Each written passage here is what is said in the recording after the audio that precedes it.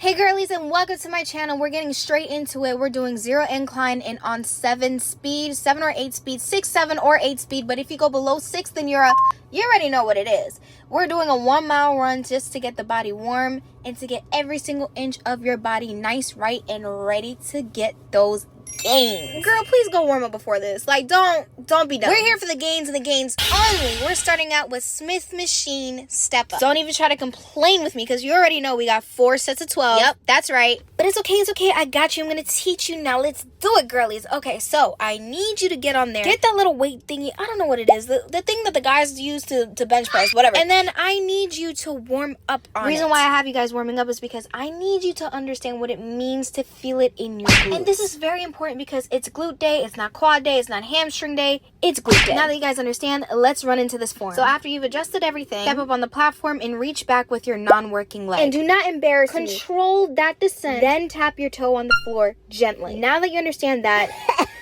we're doing a superset. So I'm going to have you basically take off the weight or just rack it. And then I'm going to have you do 12 step-ups without the weight. Because now you just really sitting here thinking I was only going to make you do 12. No, baby. We always have to make it harder. Period.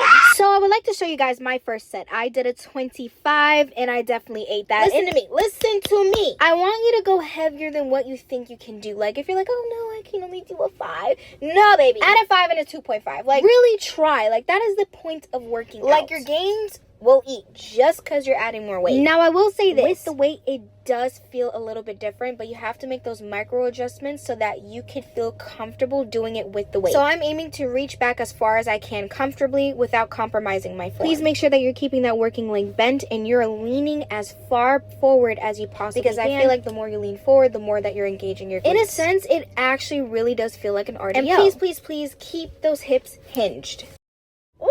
This superset is nasty because, boy, let me tell you, I did not even want to do it. I'm not even going to lie. But it's time to inhale and dig deep. Reach back, tap the floor gently, and back up. If you need to, you can absolutely use something in front of you to support you if you truly do need it. But please, I'm begging on my knees. Please don't do it. If you have to, I get it. Now we have my absolute fave. We're going to call her the glute destroyer because when I tell you, you are going to be crawling off the machine after I'm done with you.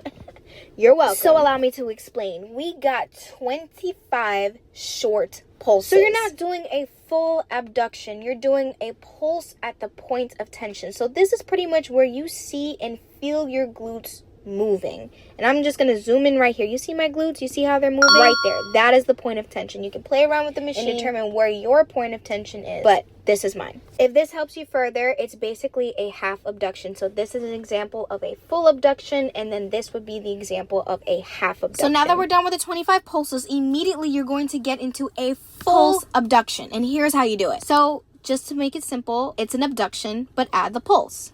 So it goes, wait 1 second, pulse, abduct, squeeze. Pulse, abduct, squeeze, and make sure you're holding it there. Then we're going to finish that with a 10-second hold. And then that's it. Then we're done.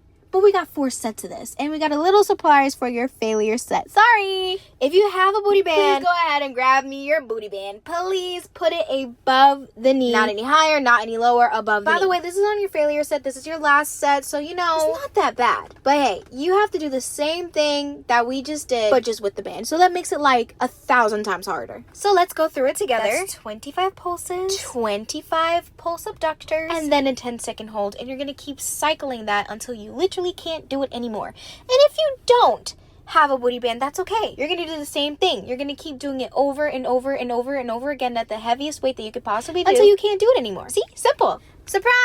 We got more abductions. So if you have your booty band, go ahead and grab it from me. We are doing hip thrust with an abduction. Of course, our bands are above the knee. No lower, no higher. Strictly above the knee. And if you don't have a booty band, you can just give me hip thrust without the abduction. So tip number 1 is so important. You absolutely have to have a pelvic tilt and you need your butt to slightly touch the floor, and then you abduct twice. Not once, but twice. So boom, boom. You saw that? Also keep your chin tucked. You're going to feel the most activation this way, and it's going to make it way harder. My absolute tip that eats down, keep those toes pointed to the sky because that is going to force your glutes to engage even harder. And that goes for you too, my girlies without the band. Oh yeah, and it's 4 sets of 25 for my girls with a band and 4 sets of 50 for my girlies without the band. And for my girlies with the band, if you want to do 4 sets of 50, please be my guest. Highly recommend. Do it.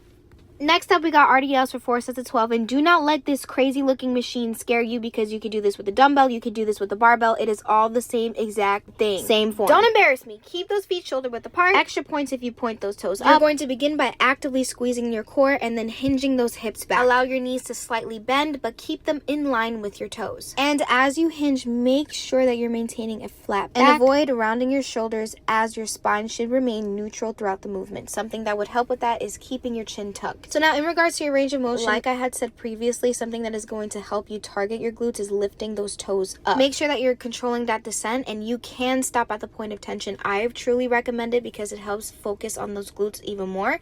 And what that means is to not fully extend or lock your knees out. Make sure you guys warm up on this. Please, it's so important so you understand what it means to feel this in your glutes. Even if you do this without any weight, that is perfect. But my baddie girls, you guys got this. Second to last thing, best thing, we're going to be doing Bulgarian split squats, but I'm going to have it with a little twist. So you're going to be doing 12 reps with the weight, and then you're going to be doing 12 reps with one of the weights, and then you're going to finish that with 12 reps with no weight. Thank me now, you only have 3 sets of this, not 4, so you better give it your all. Now let's get into the form. So to make this more glute focused, it's all in the foot placement. Make sure you keep those toes pointed up and position your feet away from the bench, like significantly. And then as you're going deeper into your squat, make sure that you're leaning forward to engage your glutes fully. But we don't want no broken back Betty, so make sure that you're keeping that back straight and you're keeping a neutral spine. What helps, like I said before, keep that chin tucked. To further understand, I've said this for the last 3 workouts, I'm sorry, but you have to do this without any weight so that you understand the mind to muscle connection.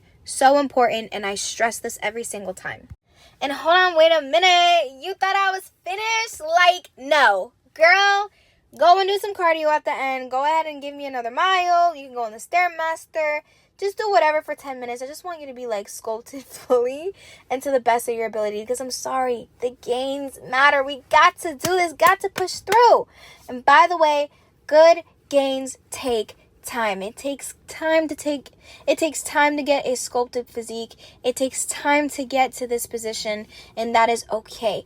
Just because you're not seeing progress within a week, within 2 weeks, that is okay. Just know it takes time.